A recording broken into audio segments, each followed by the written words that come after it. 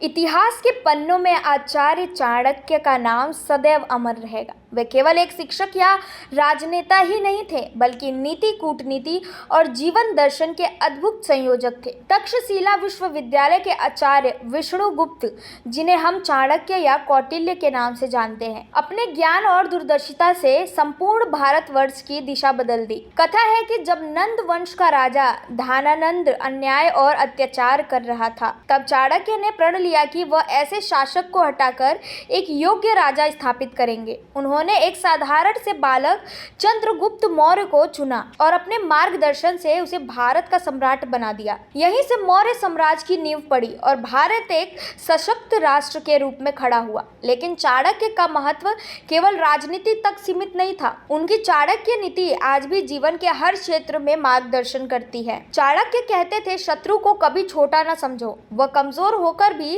समय आने पर घात कर सकता है। जो व्यक्ति कठिनाइयों में धैर्य बनाए रखता है, वही सफलता का अधिकारी बनता है। विद्या सबसे बड़ा धन है, जो न चोरी हो सकती है और न बांटी जाने पर घटित होती है। उनकी नीतियां हमें यह सिखाती है कि जीवन में केवल बल या धन से सफलता नहीं मिलती, बल्कि बुद्धि, संयम और दूरदृष्टि ही मनुष्य को महान बनाती है। राजनीति में भी चाणक्य नीतियां अद्वितीय थी। वे कहते थे कि शासक का धर्म केवल शासन करना नहीं है, बल्कि प्रजा के सुख दुख का ध्यान रखना भी है। राजा को चाहिए कि वह न्यायप्रिय हो, क्योंकि अन्याय पर आधारित शासन अधिक दिन टिक नहीं सकता। चाणक्य की यही सोच आज भी प्रासंगिक है, चाहे वो व्यापार हो, राजनीति हो या व्यक्तिगत जीवन। उनकी बातें हमें हर परिस्थिति में सही मार्ग दिखाती है। उदाहरण के लिए, उन्होंने कहा था कि मनुष्य को उतना ही खर्च करना चाहिए जितना आवश्यक हो, क्योंकि व्यर्थ का खर्च संकट को बुलाता है। यह सिद्धांत आधुनिक जीवन में भी उतना ही सत्य है। आचार्य चाणक्य का जीवन और उनकी नीति हमें यह सिखाती है कि